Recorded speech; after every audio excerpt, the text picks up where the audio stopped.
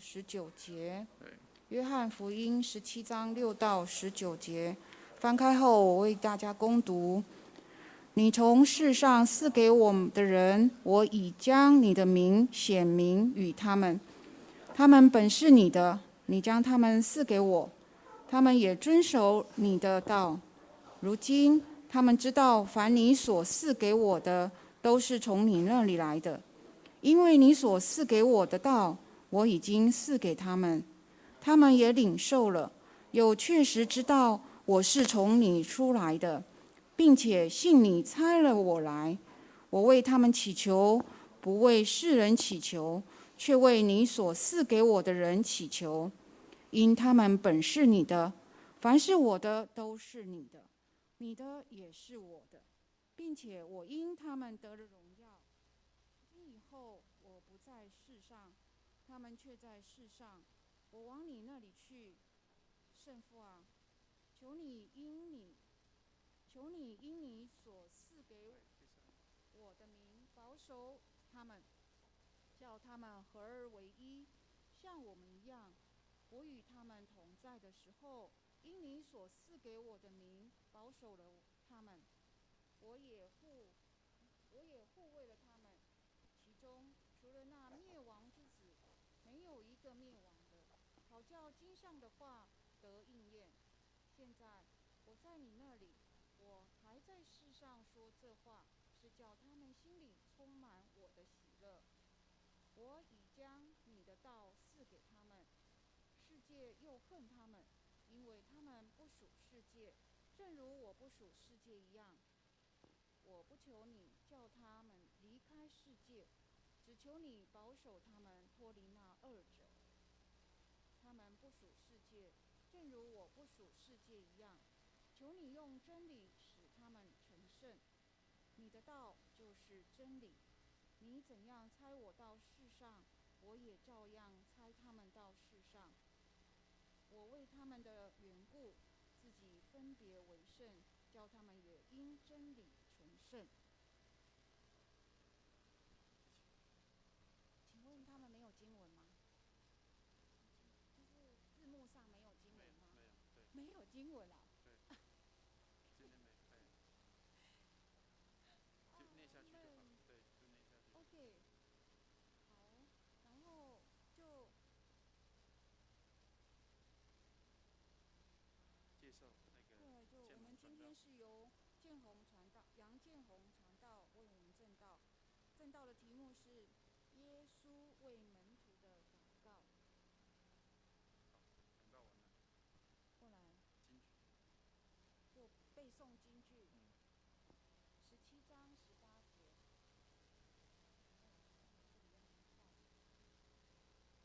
这里有。我怎样猜我到世上？测一下。我怎样猜我到世上，我也照样猜他们在世上。回应他说。同心颂扬主圣名，1、2、3。正好，老师来了。老师来了。可是这首歌好高嘞。好，可以吗？好。好。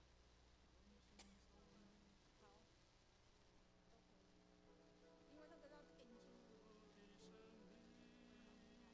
可以，好像比较好。不要怕。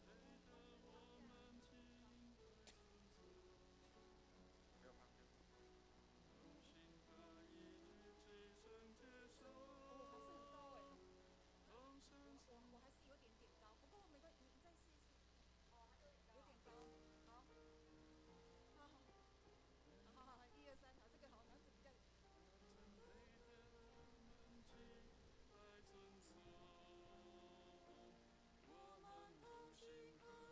个好，然后这比较。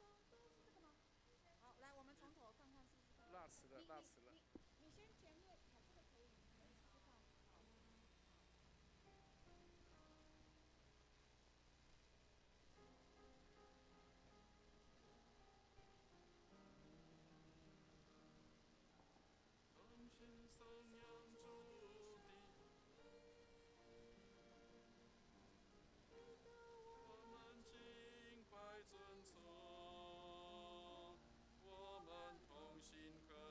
举起圣洁手。声颂扬主生命，颂扬主生命，同心颂扬主的生命，同心颂扬主的生命。我们配得我们敬拜尊崇，我们同心可以举起圣洁手，同声颂扬主生命，颂扬主生命，同心颂扬主的生命。太好了，哎，好哎，上次有牧师还有那个琴下来，我就觉得还可以听着声音走。还是你要唱3次？你要唱3次吗？还是2次？2次就好了吗？2次就好了。可以吗？虽然这条很短，可以啊。对。要不然就是2次，然后副歌啊。那就30好了，OK 了，对，短板。不是短短的，让我赶快结束吗？不行，那都真的才上。是对了，如果是有升 key， 是感觉有那时候牧师你就大声一点就对了。哦。牧师你可以。感谢是好，感谢主好。那就唱第2遍了，然后也可以哦。好，其实还可以把它往这边调一点。所以你有前奏吗？传到的头可能就比较不会。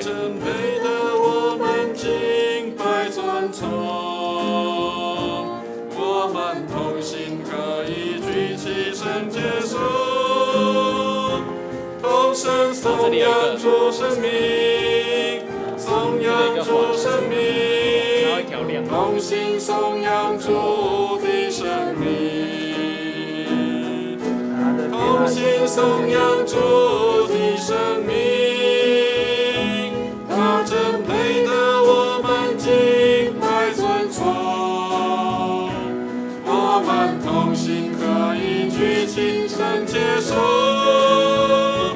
同声颂扬主生命，颂扬主生命，同心颂扬主的生命。谢谢，再一次好，我们再练一首吗？我们从那个前奏对，谢谢主。苏一姐可以唱上瘾了。同心颂扬主的生命，他真配得我们敬拜尊崇。我们同心可以举起圣洁手，同声颂扬主生命，颂扬主生命，同心颂扬主的生命。同心颂扬主的生命，他真配得我们敬拜尊崇。我们同心合意举起圣洁手，同声颂扬主生命，颂扬主生命，同心颂扬主的生命。同心颂扬主的生命，他真配得我们敬拜尊崇。我们同心合意举起圣洁手，同声颂扬主生命，颂扬主生命，同心颂扬主的生命。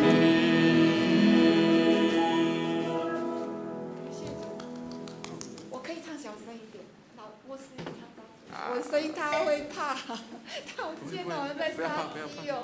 不要怕。好，那老师，我们顺便就第1首好不好？那个每当我仰望你。这首歌要投入感情的。有，我刚看。苏一姐，投入感情的。投入感情。投入感情。我看歌词。每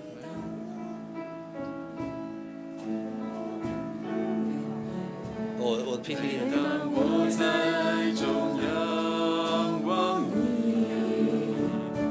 在你荣耀光中，所有一切都失去光彩。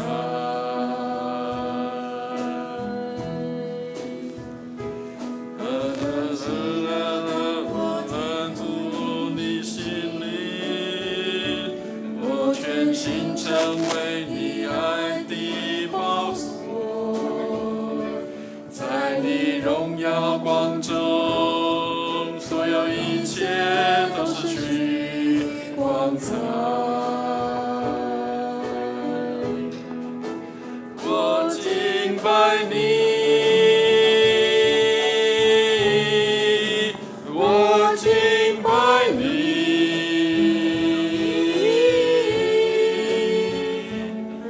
我一生活着，为要敬拜你。我敬拜你，我敬拜你，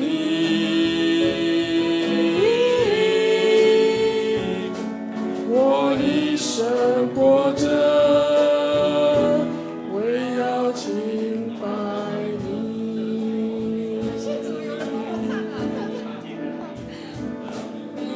我怎样你至圣容颜，每当我在中仰望你，在你荣耀光中，所有一切都失去光彩。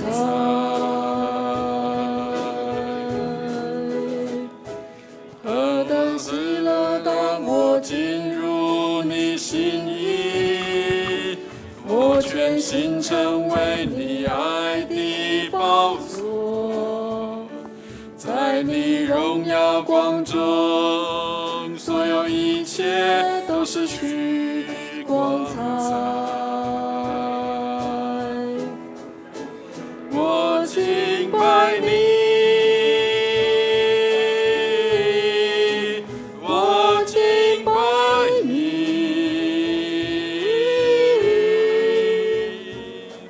我一生活着，为要敬拜你，我敬拜你，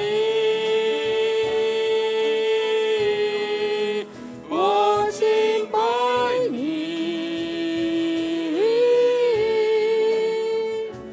我一生活着，为要敬拜你。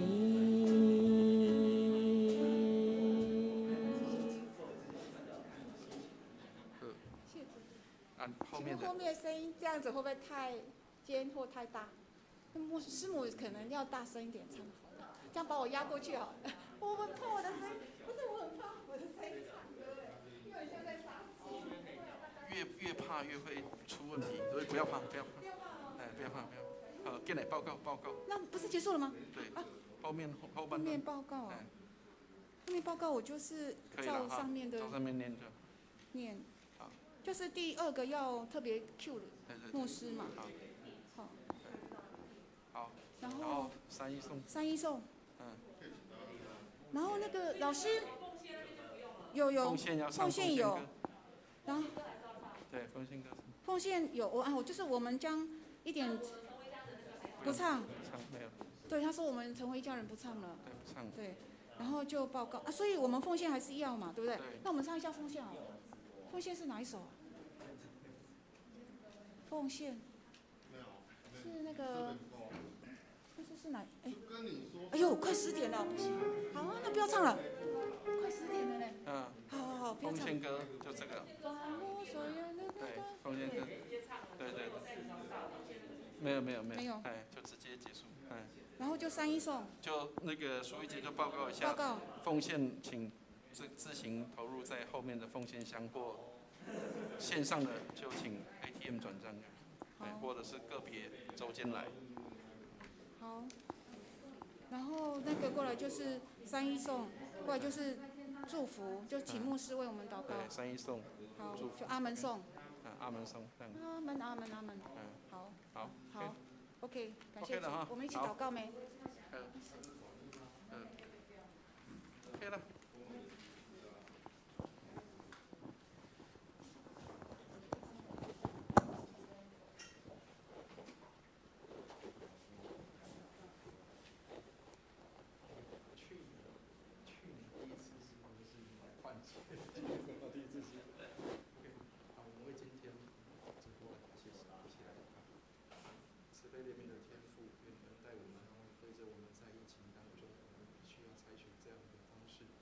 谢谢主，给我们有这样的机会来练习一些新的技巧跟方式，让我们所做的都能够荣耀主，带领我们在弟兄姐妹在线上的观赏，或是我们在现场的这样的一个敬拜，主啊都能够合而为一，在基督里，我们能够成为一体的敬拜。谢谢主，垂听我们的祷告，带领我们今天早上的崇拜，从头到末的成为馨香的祭献在主的面前。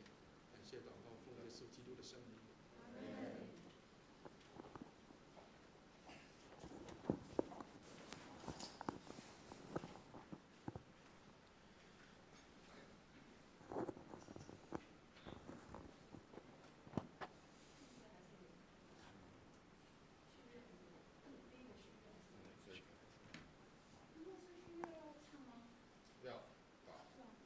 主在圣殿中。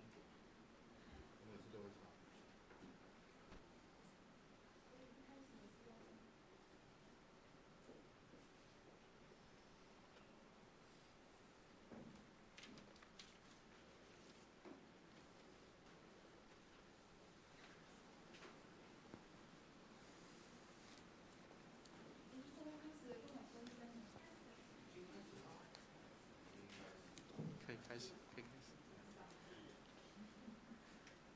各位弟兄姐妹平安。平安。我们要开始今天早上的主日。我们有一个预备的心，一起来敬拜我们的主。请续乐。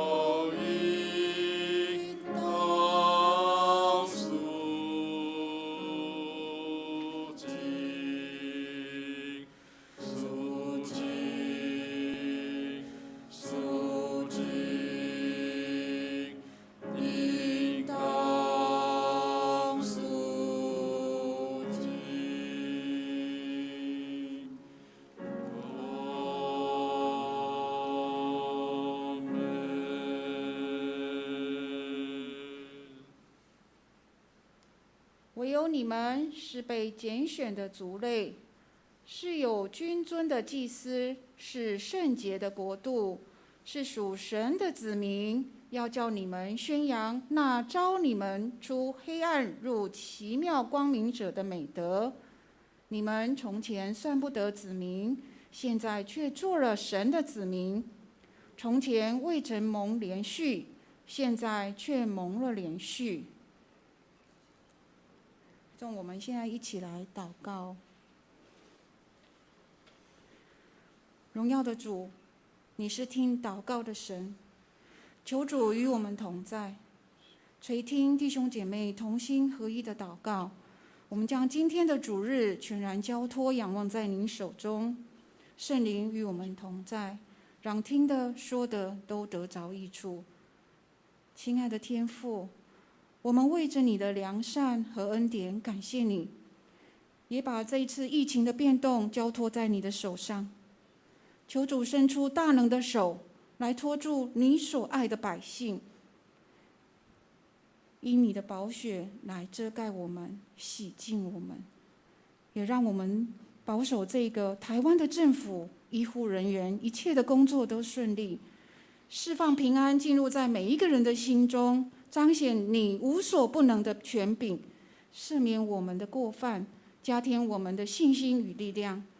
求你柔软我们的心，使我们台湾的人民每次的事件中能够更加的合一相爱，一起来防堵这可能的破口。愿你的心意彰显，愿你的名得着荣耀，愿你赐恩，愿你赐福。孩子这样感恩祷告祈求，奉主耶稣基督的名，阿们。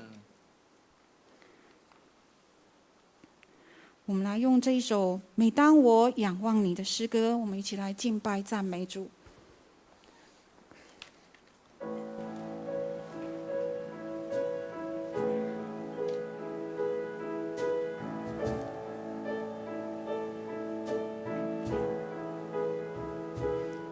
每当我瞻仰你至圣容面，每当我在爱中仰望你，在你荣耀光中，所有一切都失去光彩。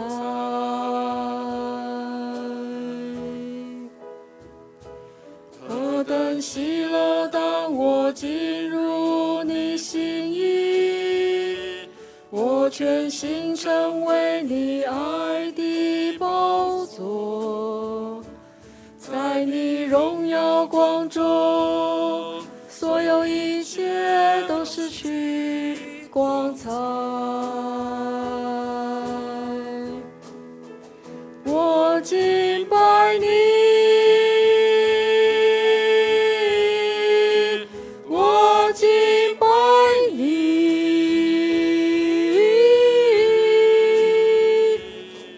我一生活着，为要敬拜你，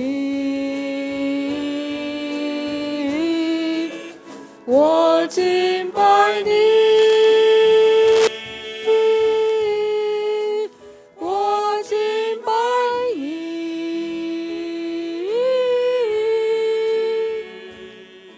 我一生活着，为要敬拜你。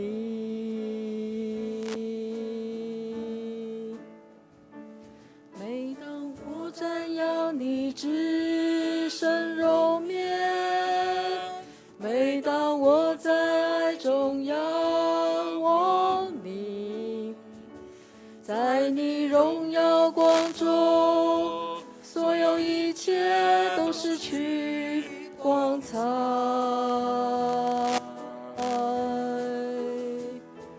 何等喜乐，当我进入你心意，我全心成为你爱的宝座。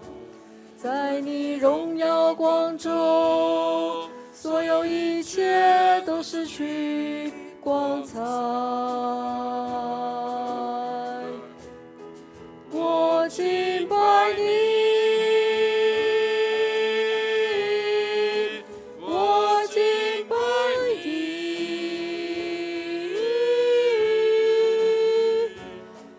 我一生活着，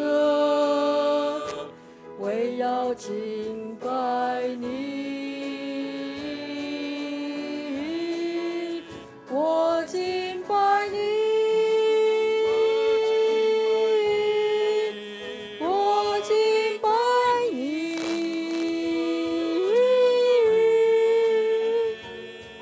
我一生活着，为要敬拜你。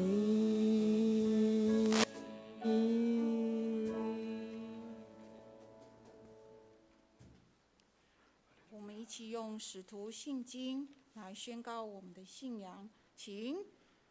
我信上帝，全能的父，创造天地的主。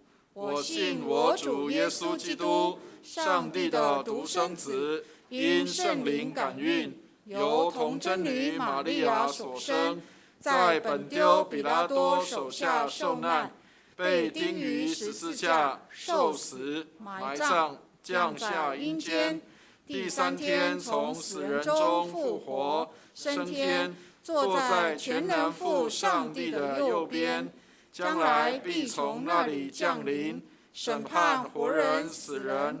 我信圣灵，我信圣而公之教会，我信圣徒相通，我信罪得赦免，我信身体的复活，我信永生。阿们。荣耀颂。但愿荣耀归于父子圣灵，父子圣灵。起初这样，现在这样，以后也这样，永无穷尽。阿门，阿门。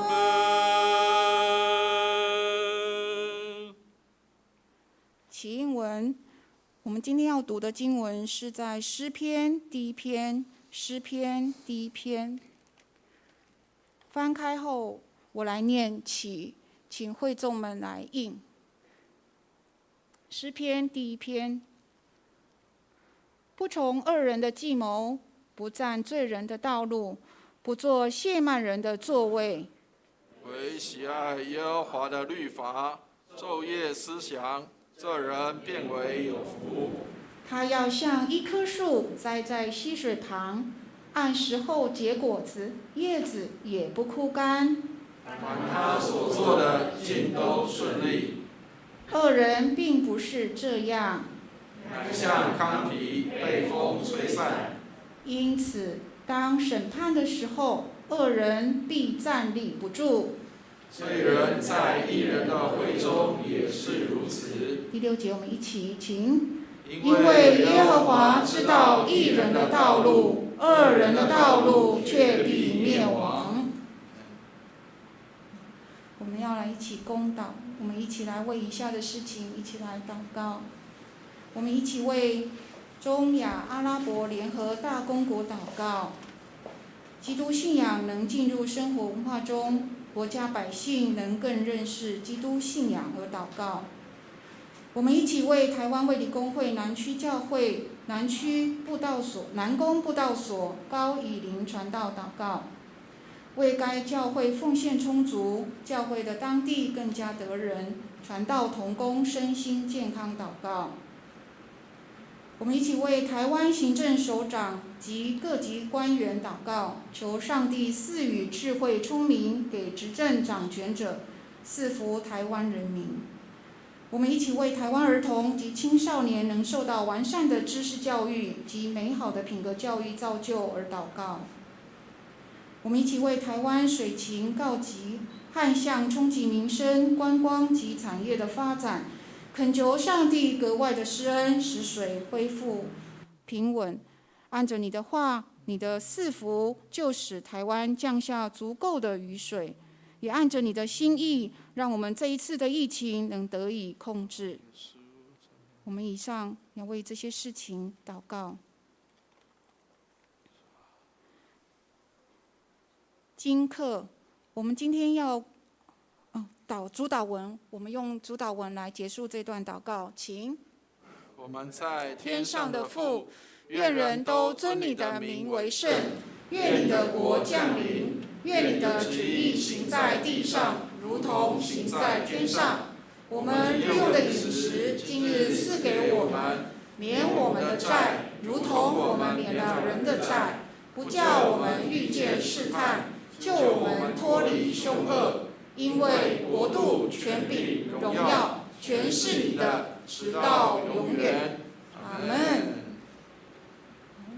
我们今天要攻读的经课是在《使徒行传》第1章，及我们请曾荣基弟兄来为我们攻读。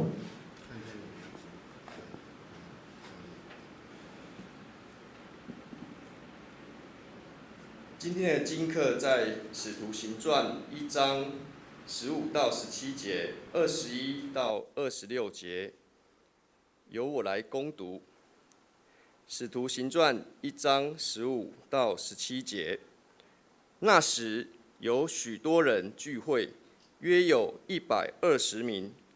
彼得就在弟兄中间站起来，说：“弟兄们，圣灵借大卫的口，在圣经上预言领人捉拿耶稣的犹大，这话是必须应验的。他本来列在我们数中，并且在使徒的职分上得了一份。21到26节，所以主耶稣在我们中间始终出入的时候，就是从约翰施洗起，直到主离开我们被接上升的日子为止，必须从那常与我们作伴的人中立一位与我们同作耶稣复活的见证。于是选举2个人，就是那叫做巴撒巴，又称呼犹士都的约瑟和马提亚。众人就祷告说：主啊，你知道万人的心，求你从这2个人中指明你所拣选的是谁，叫他得这使徒的位分。这位分犹大已经丢弃，往自己的地方去了。于是众人为他们摇签，摇出马提亚来，他就和11个使徒同列。第二处经课在约翰一书5章9到12节。约翰一书5章9到12节。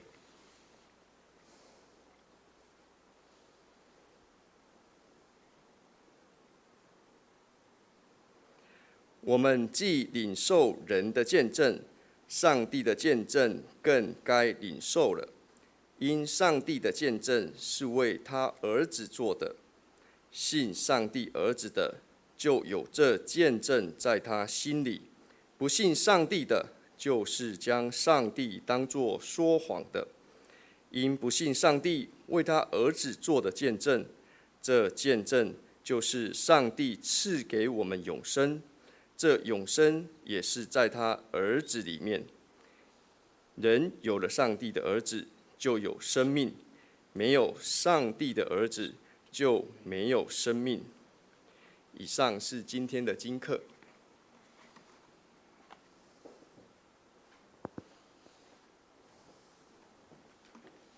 读经，我们今天要读的经文是在约翰福音17章6到19节。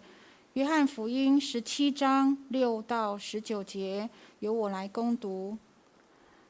你从世上赐给我的人，我已将你的名显明与他们。他们本是你的，你将他们赐给我，他们也遵守了你的道。如今他们知道，凡你所赐给我的，都是从你那里来的，因为你所赐给我的道，我已经赐给他们，他们也领受了，又确实知道我是从你出来的，并且信你差了我来。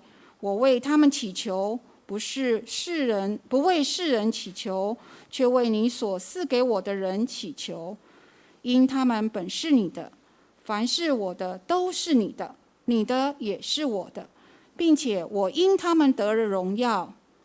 从今以后，我不在世上，他们却在世上。我往你那里去，圣父啊，求你因你所赐给我的名保守他们，叫他们合而为一，像我们一样。我与他们同在的时候，因你所赐给我的名保守了他们，我也护卫了他们。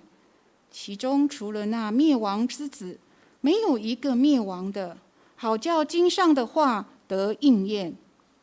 现在我往你那里去，我还在世上说这话，是叫他们心里充满我的喜乐。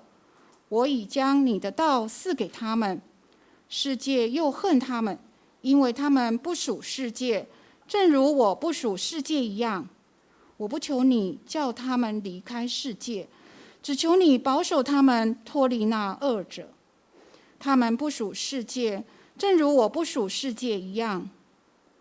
求你用真理使他们成圣，你的道就是真理。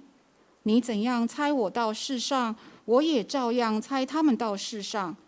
我为他们的缘故，自己分别为圣，叫他们也因真理成圣。以上是上帝的话。我们今天请杨建宏传道为我们证道。证道的题目是耶稣为门徒的祷告。耶稣为门徒的祷告。传道请。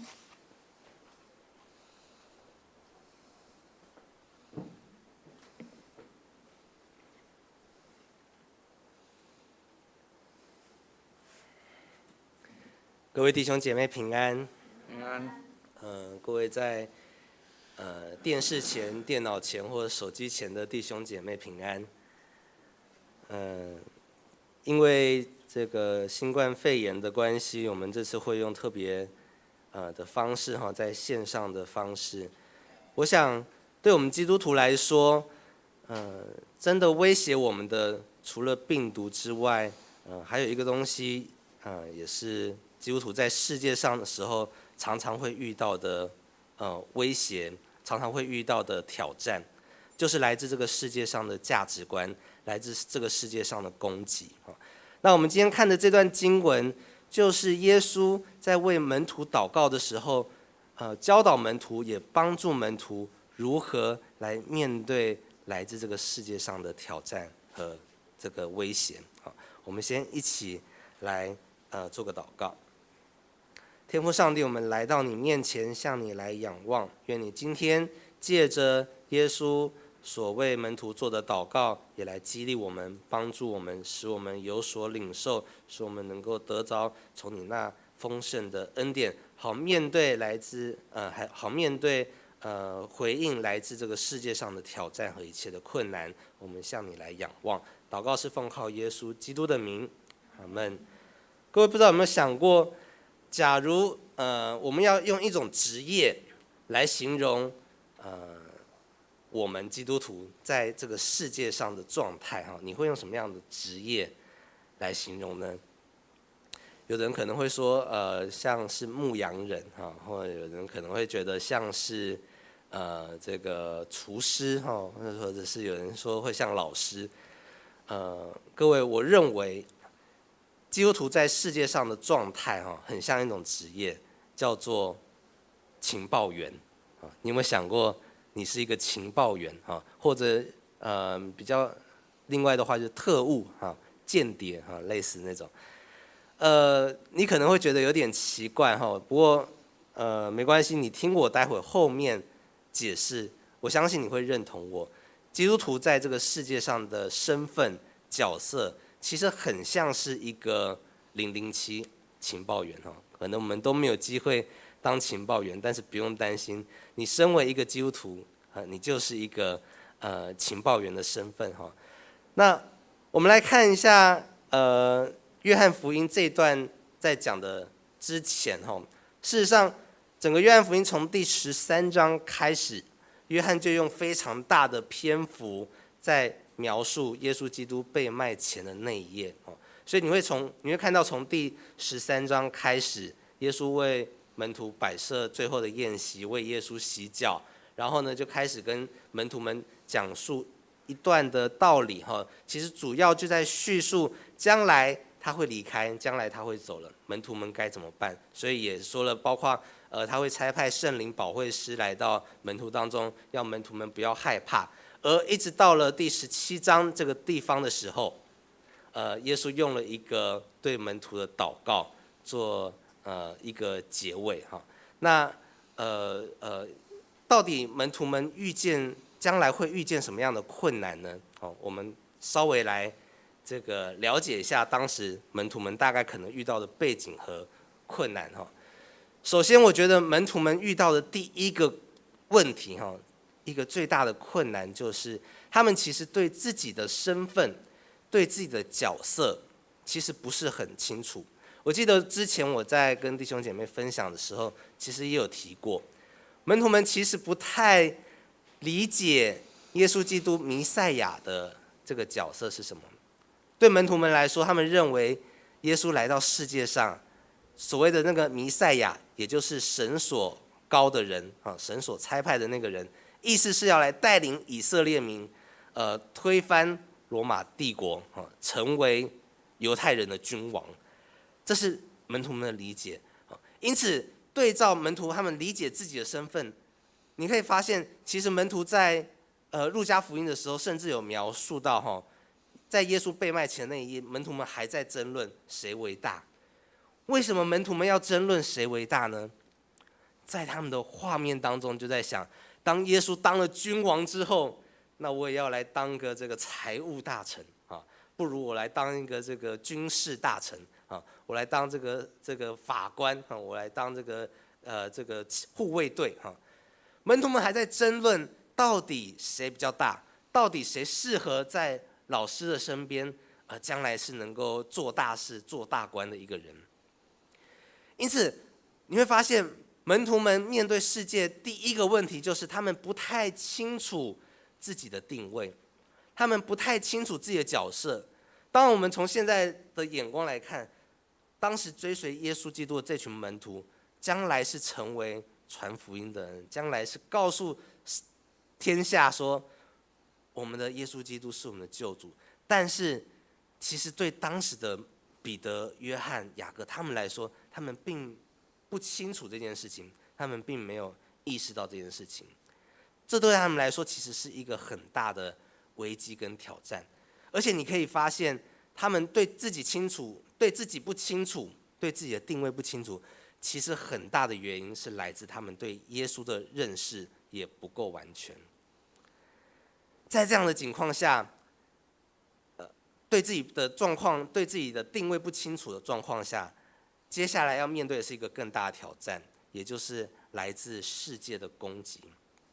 事实上，对当时的门徒来说，攻击已经这个偶然，就是有时候就会忽然发生，因为他们跟随着耶稣，耶稣所传讲的与当时的犹太社会、当时的文士、法利赛人是截然不同的。所以呢，在耶稣传道的后半时期，来自文士、来自法利赛人、来自这些古老守旧派的攻击越来越多。想当然这些门徒们一样也会遭受到，他们攻击老师，当然自己也会遭受到攻击。最明显的例子就是当耶稣被罗马兵丁给抓走的时候，当时彼得做了一件事情，就是他3次不认主。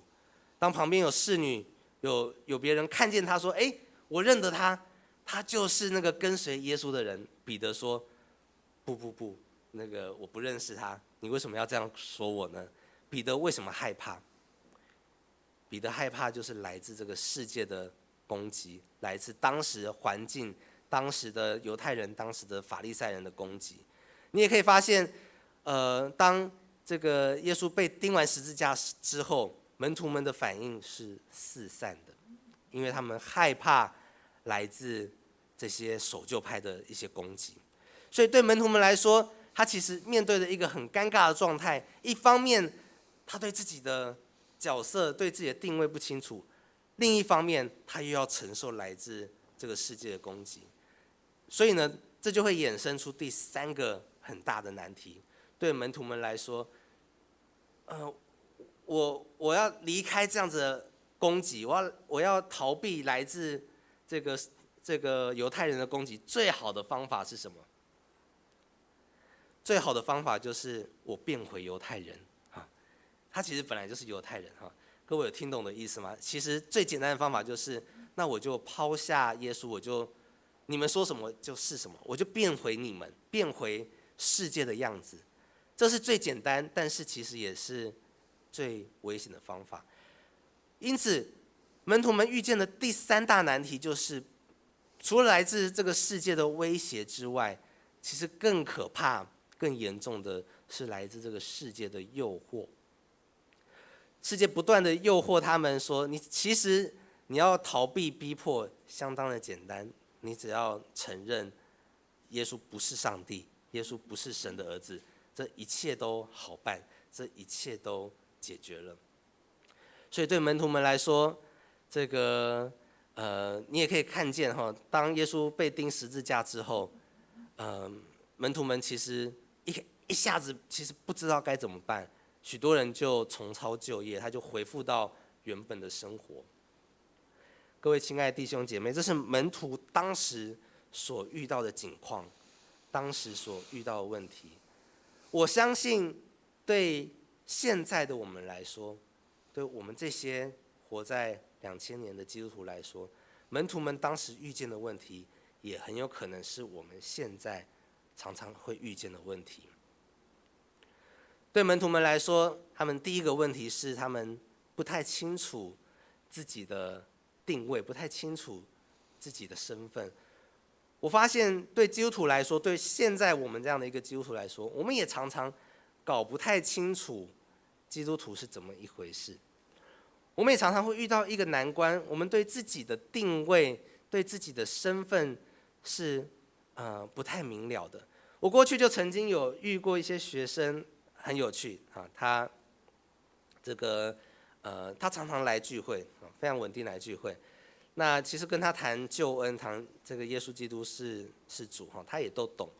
那但是呢，问他要不要受洗，他就会百般的拒绝，全然的害怕。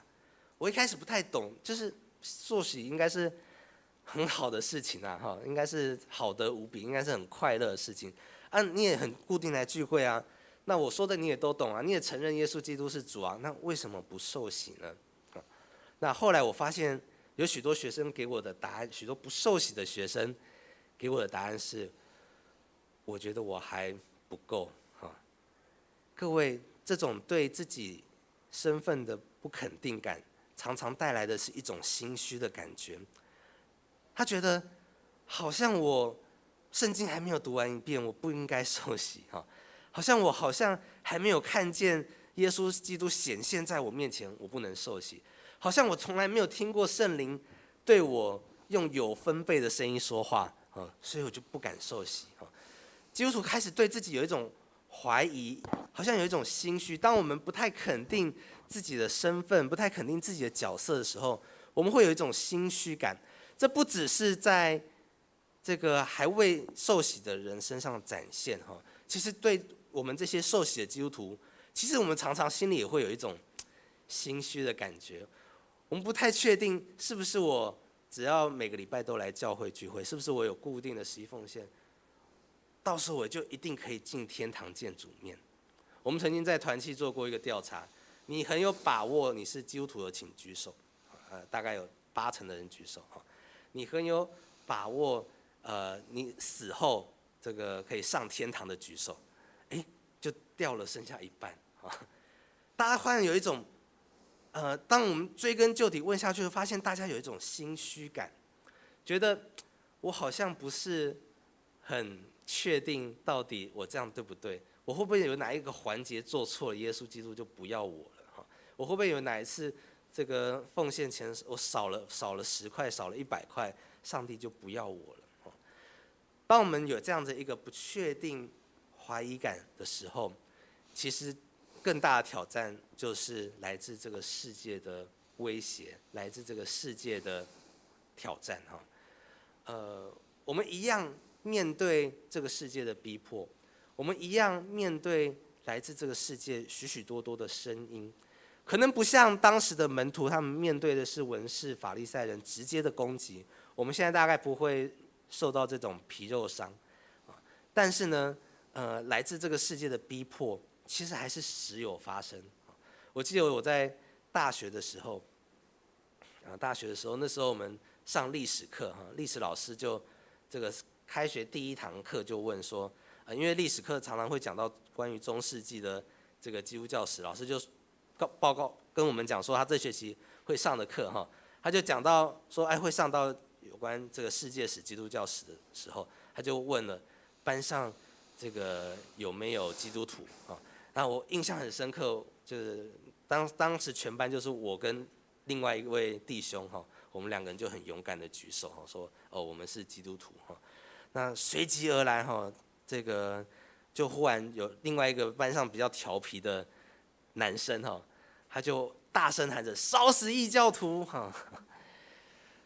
哇，我觉得那个场景我印象之深刻哈，就是当然我知道他是开玩笑的一句话，因为在中世纪黑暗时代哈，那他们说是黑暗时代，常常会有一些基督徒假借上帝之名哈，要烧死异教徒哈。我知道那个同学是开玩笑的哈，但是呢，我还是可以很明显的从他身上感受他背后那个文化对基督徒的那种敌视、那种不友善。那事实上，我觉得可能这样的攻击，不止在台面上哈。我认为更可怕的攻击是来自基督徒的价值观与这个世界的价值观是截然不同的。对我们来说，最重要的事情，人生最重要的目的、最重要的价值，与这个世界是不同的。这个世界追求你要非常的有钱，追求你要高富帅，你要白富美，追求你要有高的地位，要受人尊敬。但是对基督徒来说，这些并不是我们所追求的第一优先。我们更在乎，我们更重视的是上帝耶稣基督有没有因我得荣耀。我所做的一切是不是能够帮助他人，是不是能够使其他人更好。我们不是把我自己的利益，把我自己摆在优先，而是希望上帝能够因我得荣耀，他人能够因我得帮助。所以在这样子的状况当中，其实我们的价值、我们的信念跟世界不同的时候，常常就会有一种受威胁、受逼迫的感觉，也因此会遇到的第3种状况，就是当基督徒在这样子的情况当中，对自己的定位不清楚，以及面对来自这个世界的逼迫威胁的时候，其实我们常常就会掉入到第3种状况当中，就是我们就直接妥协了，我们就直接说这个既然我无法对抗这个世界，我就变成这个世界要我变成的样子。我认为这个其实是更危险，更挑战的部分。以前我记得有一个很有名的新加坡的牧师哈，一个女牧师哈。那这个女牧师呢，她也是一个歌手哈，她从新加坡来台湾发片哈，当歌手哈。那一开始呢，她出来的时候是用一种这个心灵辅导老师的角色，因为他不能直接说我是一个牧师歌手哈，这样人家会有点排斥。他就说我是一个心灵疗愈系歌手哈，然后呢，这个是可以听到我的歌就可以非常的疗愈哈的那种状况哈。那但是呢，一开始发了几张唱片，我记得第1张那时候好像还算有点红哈，有点打出知名度，但是呢，接连几张唱片都卖得不太好。很显然的，这个台湾人好像不太吃这一套哈，我们不太需要心灵疗愈之类的哈。那这个牧师他发现这一个路线好像走不通，好像没办法吸引哈。后来呢，慢慢的他就转变了哈。他说，既然心灵疗愈系不行哈，他就砸重金哈，他花了非常多的钱哈。投入非常多的资源到美国好莱坞那边去找当红的这个制作人帮他制作一些唱片。但是呢，制作的出来这些唱片呢，包括他们所拍的 MV 都是走比较煽情比较这个比较走在这个比较危险的一个路线。你会看见当中会有一些裸露的镜头。当中会有一些这个跳舞，会有一些喝酒，会有一些不雅的镜头哈。那就有许多人去质问说：“哎，你不是牧师吗？你怎么会拍这样子的影片哈？”那牧师就说：“我其实是为了要贴近这个文化，我用这样子的装扮，用这样的样子才能够跟他们说话。但我还是要说，其实这样的影片，一般人看的时候会觉得有点，都会觉得有点害羞哈。我认为这就是一个很好的例子。当然我不确定到底这个牧师是不是真心这样子的认为哈，但是我觉得就我的角度来看，就我的眼光来看，这个牧师似乎就向这个世界妥协了。这个牧师似乎就变成这个世界要他变成的样子。我不知道他为的是名，为的是利，还是真的为了他们着想。但是不管如何，我认为这都是不合适的方式。各位亲爱弟兄姐妹，我们会不会有时候抵挡不住这个世界，因此我们就慢慢的变成这个世界要你变成的样子，而不是上帝要我们变成的样子。我们开始跟着这个世界一起做不讨上帝喜悦的事情。当旁边的人作弊的时候，我们跟他作弊；当旁边的人偷钱的时候，我们跟他偷钱；当旁边的人为着这个开工要拜拜的时候，我们可能会许多不知所措。当老板需要为了风水而改变一些办公室的这个位置的时候，你也完全不知该如何是好，只好就顺应潮流。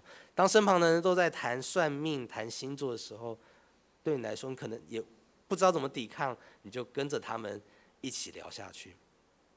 这是我们基督徒时常面对的一些状况、一些境况。那对门徒来说，也是如此。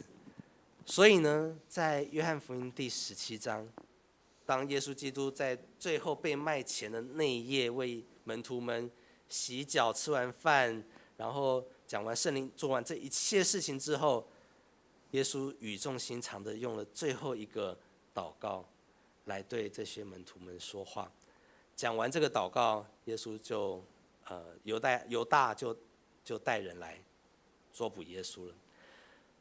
所以我相信耶稣也知道，所以你可以想象，耶稣的这个祷告一定是集这个他3年传道的精华，一定要在最后的话当中，真的是让门徒听进去，并且兼顾他们，保守他们，好让他们能够有力量面对未来的这些挑战。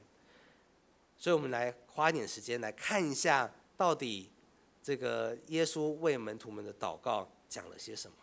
首先我们看这个第7到第9对不起，我少了一个这个我把刚才面对的问题做成一个基督徒的3角难题事实上，我们基督徒面对一个3角难题基督徒在最左下角我们面对上帝的时候，我们是一个不太清楚自己状况，不太清楚自己的角色，不太清楚自己的定位的状态。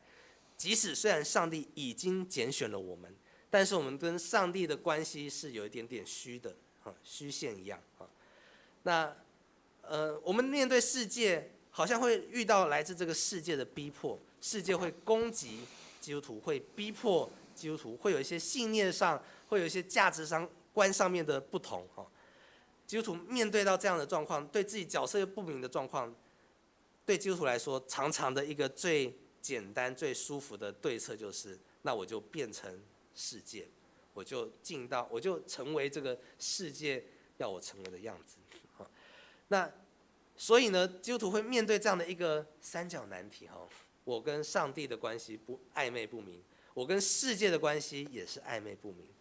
那我相信耶稣基督的最后的这段祷告，其实就在帮助基督徒来面对这样的一个问题好，首先呢，我们来看7到9节。耶稣说：“你从世上赐给我的人，6到8节，我已将你的名显明于他们，他们本是你的。你将他们赐给我，他们也遵守了你的道。如今他们知道，凡你所赐给我的都是从你那里来的，因为你所赐给我的道，我已经赐给他们，他们也领受了，又确实知道我们是从你出来的，并且信你差了我来。我想耶稣要解决的第一个问题就是帮助门徒们确认，帮助门徒们确信我们是属神的。请你跟旁边的人，如果你在荧幕前也跟你旁边的家人说，我们是属神的。我们是属神的。耶稣基督要门徒们确认的第一件事情就是，其实，不用担心，不用害怕，因为你们都是属我的。我是你们，当你们信我是从天父那里差来的时候，其实我们就是属神的。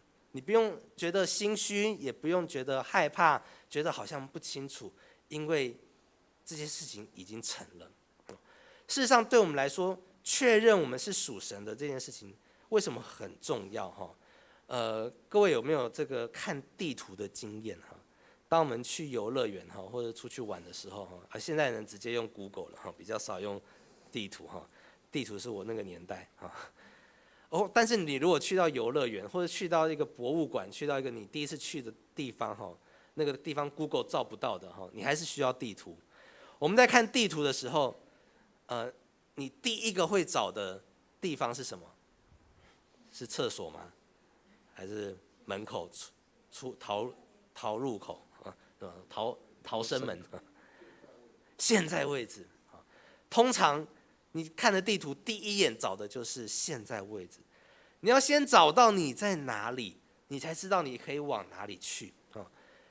相同的道理，对基督徒来说，你在人生的世界里面，你在人生的这个旅程当中，你还不知道你要往哪里走的时候，其实第一件要做的事情是要先找到你是谁，你在哪里。耶稣基督在这边对门徒的祷告就是清清楚楚地告诉门徒，你们是属我的，上帝已经将你们赐给了我了，你们也领受了，并且确实知道。耶稣要不断的鼓励他们，不断的坚固他们，让他们知道他们是属神的。当我们知道我们确实是属神的时候，其实我们才能够有一个安定感，我们才能够有一个确切，有一个把握，知道这一切都会过去。我们是在世上是客旅，我们虽然我们是跟世界是不一样的，我们是被神拥有，被神接纳，是完完全全属于神的。好，接着到第9到11节。11节说，耶稣祷告是：我为他们祈求，不为世人祈求，却为你所赐给我的人祈求，因他们本是你的，凡是我的都是你的，你的也是我的，并且我因他们得了荣耀。从今以后我不在世上，他们却在世上。我往你那里去，圣父啊，求你因你所赐给我的名保守他们，叫他们合而为一，像我们一样。那我想耶稣祷告在第2段，除了确认我们都是属神的之外，耶稣进一步的祷告，重点是要让门徒们意识到我们是一体的，也就是当中有一个很重要的关键字叫做合一。我们不只是属神的，我们彼此弟兄姐妹之间也应该要兼顾。这个是面对来自世界的逼迫和挑战的一个很重要的关键。我们要清楚意识到我们的身份，我们是属神的。其次，我们要意识到我们是一体的。所有的基督徒为什么这个要聚会？我常常在想，当初为什么上帝要在地上建立教会？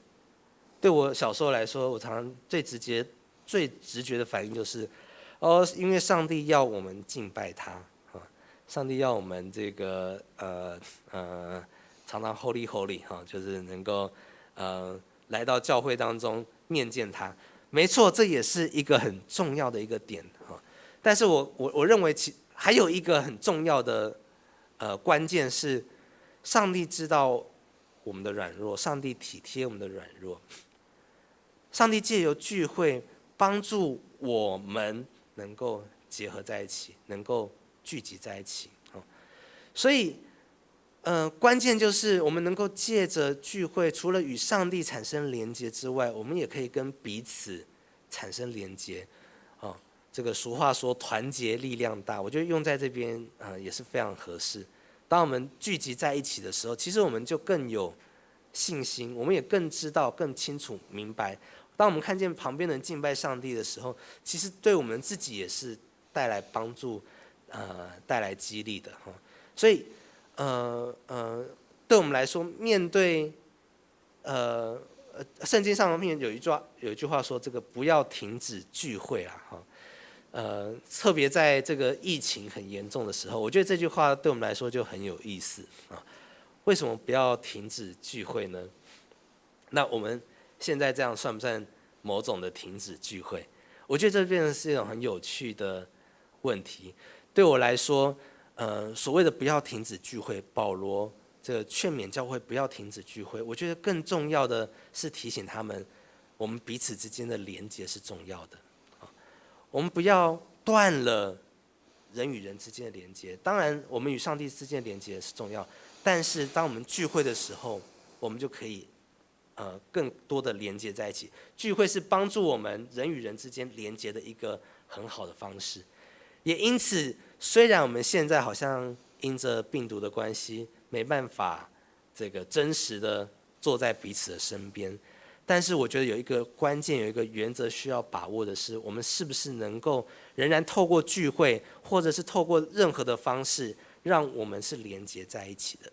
这个其实才是更重要、更关键的事情。我们能不能虽然人不在，但是也许我们可以有其他的方式来问候，来做一些彼此的连结。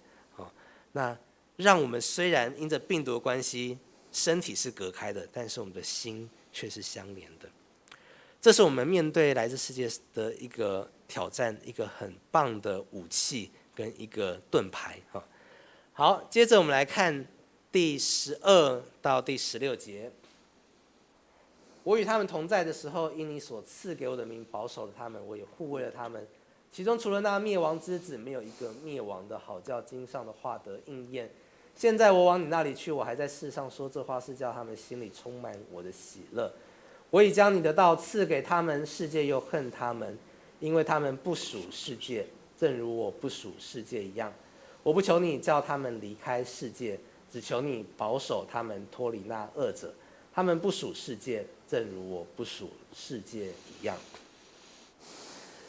耶稣在这边讲的就是为门徒们的祷告，就是让他们清楚的知道，我们跟这个世界是不同的，我们与这个世界是不一样的。我觉得这对门徒们来说，他们需要非常清楚的知道，我们是跟这个世界有差别的。这个不是叫你要完全的跟世界唱反调，或者是叫你完全的离开世界，到山上，到这个远离城市哈，自己到山上当道士，而不是道士，应该是这个修士哈，远离尘世间的纷纷扰扰，并不是这个样子。耶稣在这边的提醒是，我们与世界不同，你需要的是清楚的知道，你与这个世界不一样，你是被神所拣选的。你是君尊的祭司，你是圣洁的国度。我们每一个人都是不一样的，跟这个世界是有所差别的。当我们知道我们跟这个世界有所差别的时候，我们等于是披戴着耶稣基督进到他们当中，在这个世界当中，我们要清楚知道我们跟世界是不一样的，要活出我们自己。也因此对基督徒来说，你如何在你的朋友在这个世界上活出你自己的原则，非常的重要。基督徒如何让人家看出你是基督徒？基督徒如何让人家看出你跟他们不一样？就是你需要活的有一些原则，你需要有一些你自己所坚守的部分。虽然我跟你们一起生活，但是我因着我是基督徒，我有些我的坚持，我有些我这个我不能做的事情或者我可以做的事情。我记得这个我们大学的时候，这个考军训课考军训的时候，军训是当时的营养学分哈，那时候全班都在作弊哈。那个怎么作弊呢？就是一直在传纸条，一直在传纸条哈。那我记得那时候我就对我自己下了一个决定哈，就是不管怎么样，我不要作弊，为了上帝的缘故。那所以呢，这个我后来发现很有趣的是，我那时候军训课我就自己坐在最前面哈，那当时就发生了一件蛮有趣的事情哈，纸条这样全班传到我的时候就会自动跳过我，就会自动从我后面绕过去哈。那我也没有直接这个做防护墙啊，还是用书包隔着，什么都没有。但是我发现同学们知道，我有我的坚持，我有我的原则的时候，其实世界是可以看出来基督徒的不同，世界是可以看出来我们跟世界是不一样的。那这点非常的重要原因是耶稣最后这段祷告的最后面，也就是17到19节的部分。求你用真理使他们成圣，你的道就是真理。你怎样差我到世上，我也照样差他们到世上。我为他们的缘故自己分别为圣，叫他们也因真理成圣。耶稣在这个祷告的最后，他前面先帮助他们确认自己的身份，确认自己是基督徒的身份，确认自己跟上帝的连结。其次讲到基督徒本身，我们要有一个合一，我们要意识到我们是一体的。其次要意识到我们跟这个世界是不同的，我们与这个世界是有所分别的。最后耶稣的祷告是，因为我要把你们差派到世界里面去。其实这是一个非常大的挑战，这也是非常吊诡的一件事情。耶稣要我们假如耶稣的祷告停在第16节那其实我们每个人都应该要去山上当修士就是我们就是独善其身，关在象牙塔里面，自己好就好。但是耶稣的祷告一直延续到19节，其实点出了一个很重要的关键，就是我们必须要被差派到他们当中，我们必须要进到这个世界当中。基督徒不是独善其身，远远躲着在后面就好。基督徒是要进到这个世界里面，我们是被差派的。耶稣基督在最后马太福音28章大使命的时候说，我要你们去，而不是叫万民来。更重要的是，我们要去到他们当中。我记得我以前跟几位弟兄在聊天的时候，我们就聊到一个很有趣的话题我们在聊什么呢？我们在说牧师跟老师比起来，谁比较容易传福音？牧师跟老师，你们觉得呢？牧师比较好传福音，还是老师比较好传福音？基本上我们的答案都是老师比较好传福音。那后来我们又比较了很多职业我们牧师跟心理师比牧师跟医师比牧师跟工程师比牧师跟计程车司机比我们发现一个很残酷的事实就是所有职业当中，我们觉得最难传福音的就是牧师这边我不是帮牧师找借口，也不是在贬义牧师，而是各位你有没有注意到，我们为什么会这样子觉得呢？我们发现其实当我们真的要去跟人谈福音、人家谈话的时候，如果你穿着牧师袍或者是牧师的身份，其实当人们看到的时候，好像就会心里就会先筑起一道墙你是不是要来跟我传教的你是不是来跟我说教的很容易就一开始就把牧师拒绝在外。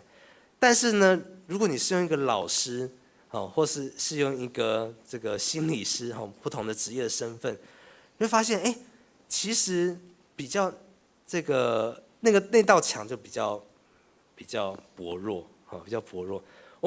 当我们变成他们的旁边的人，进到他们当中，其实是比较容易真正的影响他们，帮助他们。各位，我不是说牧师不用传福音，各位千万不要误会了我的意思。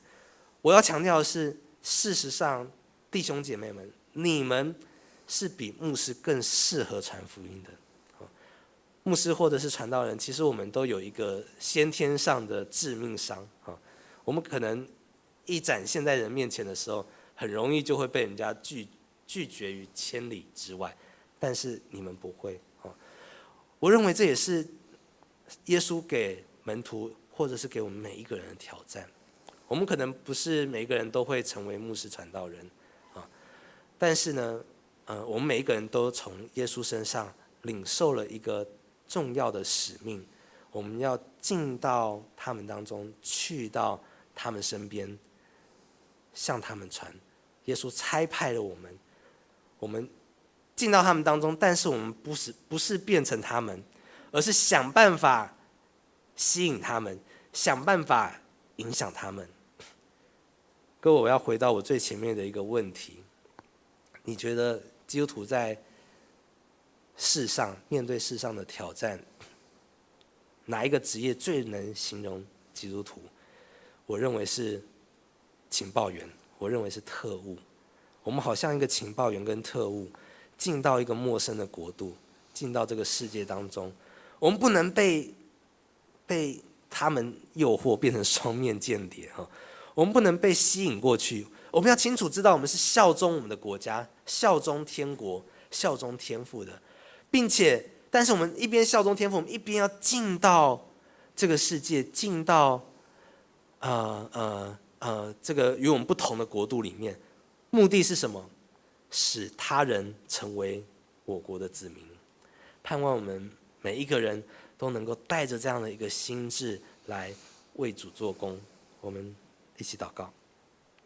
天父上帝，我们向你来恳求，愿你帮助我们，使我们所听的话语真正的成为我们生命的养分，激励我们也能够为你做见证，为你得着更多的灵魂。祷告奉靠耶稣基督的名，阿们。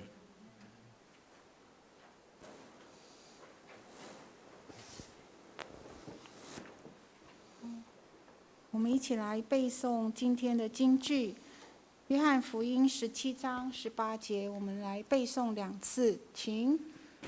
你怎样差我到世上，我也照样差他们到世上。约翰福音17章18节。你怎样差我到世上，我也照样差他们到世上。约翰福音17章18节。回应奉献，我们一起来唱这首回应诗歌，心灵粮诗选123首，同心颂扬主圣名。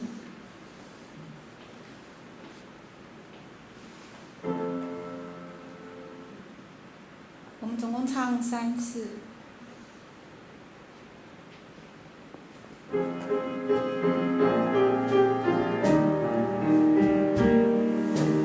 同心颂扬主的生命，他真配得我们敬拜尊崇。我们同心合一，举起圣洁手，同声颂扬主生命，颂扬主生命，同心颂扬主的生命。同心颂扬主。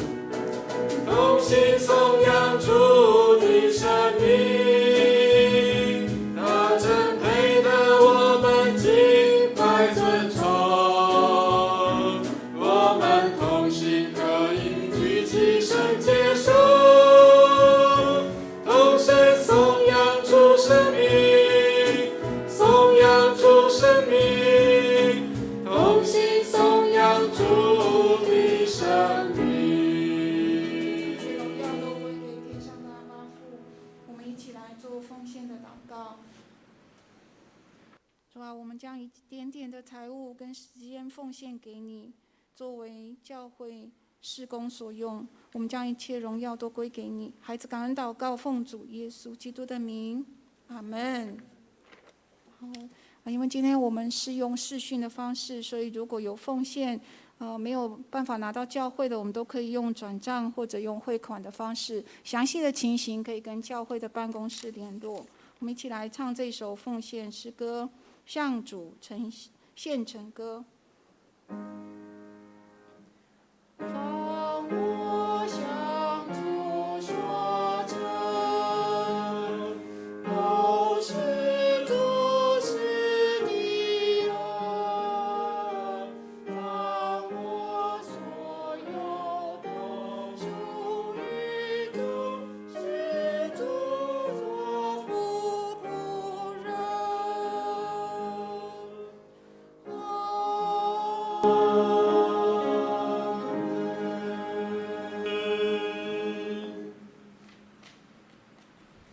我们一起来报告教会的施工消息。我们请看周报。今天是复活期第7日主日，欢迎参加线上聚会的新朋友们。我们也要感谢所有在线上服务事工的这些同工们、伙伴们，因为他们的付出，所以让我们今天可以顺利用线上的直播。那如果有任何直播上的问题，随时可以跟我们教会做反映，因为我们之后几个礼拜，我们都将用视讯的方式，就是直播的方式来播放我们主日的所有的聚会。那我们一样，下个礼拜是10点，主日是10点，也是准时用直播的方式来做聚会。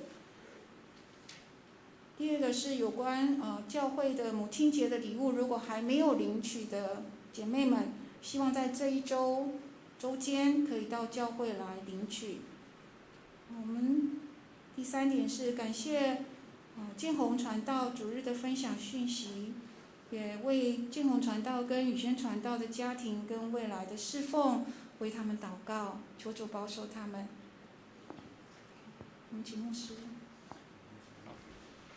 弟兄姐妹，我们很感谢我们的建宏传道还有宇轩传道他们全家在我们荣光堂的服事跟侍奉一段相当长的时间。虽然他们大部分的投入都是在校园团契里面，但是他们在这边造就我们很多的年轻人，造就这边很多的大学生，造就很多的年轻的学子。期待他们即将要被调派到另外一个地方那当然，现在做的工作到另外一个地方还是持续在那里，一直在持续当中。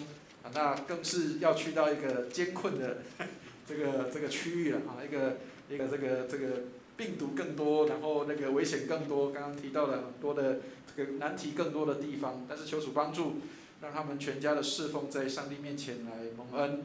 那牧师代表教会来致赠一些简单的这样的一个礼物，然后给我们的建宏传道还有宇轩传道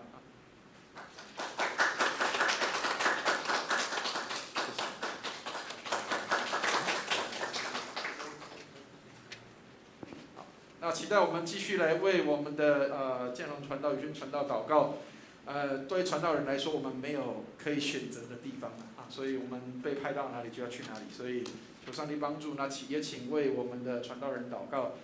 不管我们在什么地方，我们都是坚持跟持续不断在那里服侍跟侍奉。在任何的好的地方或不好的地方，在山上、在海边，在任何地方，我们都是要去服侍的。所以请为我们的传道人员祷告。那我们下一周的卫斯理主日讲道，原本也是要交换讲台，但是后来因为疫情的影响所以补充这边报告，就是下一周我们还是在牧者在自己的原来的教会来讲道。目前跟大家这样的报告。那也期待大家能够在疫情当中，我们持续的为台湾来祷告，期待我们的台湾能够平安，上帝祝福我们的国家，祝福我们的百姓能够蒙恩，还有教会能够平安。我们弟兄姐妹在家里的收看，还有或是在网络上的收看，都能够一切顺利。谢谢。谢谢牧师的补充。我们5月22号的年议会也是用直播的方式来召开。那另外就是夏令营的筹备会延至到6月13号再来召开。那我们的夏令营的筹备还是持续办理中，所以7月8号到7月11号的暑期夏令营，我们也是欢迎有学生能够报名的话，我们还是做预备。如果任何的异动，我们会随时通知。制服学院课程我们暂停到6月8号，从6月9号再开始。那如果有疫情的异动，我们也是随时会通知。那另外是有关教会里面现在正积极推动的是要一起来读经，所以第2期的读经进度我们是从5月到8月，所以鼓励我们的弟兄姐妹，我们一起来读圣经，来造就我们，用真理来造就我们的灵命，我们一起来参与这样子的活动。那如果有任何问题，可以跟教会这边联络。3-1颂。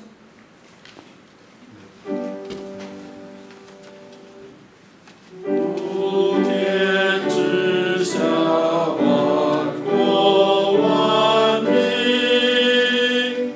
齐声赞美父子圣灵，三位一体，同荣共尊。万有之源，万福之本。阿门。我们请牧师来为我们祝福祷告。在祝祷前，再次的提醒大家，我们的防疫还是要继续的维护，所以请弟兄姐妹能够在家里面，虽然我们不能够实体的聚会，但是请弟兄姐妹也依然为着我们这样的一个疫情来祷告，求主帮助，让我们能够尽快的脱离这样的一个患难，也让我们能够在个人的灵修上能够蒙上帝的看顾，我们更加的在个人灵修上能够这样的一个坚持跟持续不断。我们一起来领受祝福祷告。慈悲怜悯爱我们的天父，愿你将你的恩典倾倒下来，祝福在我们当中的所有的弟兄姐妹，还有在线上，还有在我们的直播当中收看的弟兄姐妹，愿你恩待我们，让我们能够在这里蒙恩。我们一切所有的都是你的，愿你赏赐我们一切所有的，以至于我们能够在这世界，但是不属这世界。谢谢主恩待我们，愿我主耶稣基督的恩惠、天父上帝的慈爱、圣灵的感动与交通，常与我们众人同在，从今时直到永永远远。阿们。阿门颂。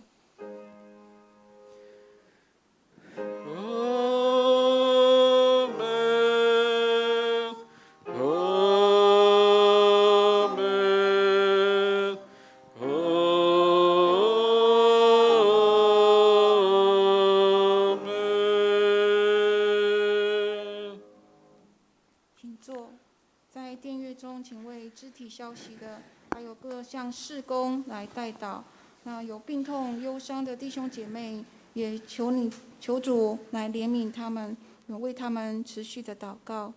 今天的主日就到此结束。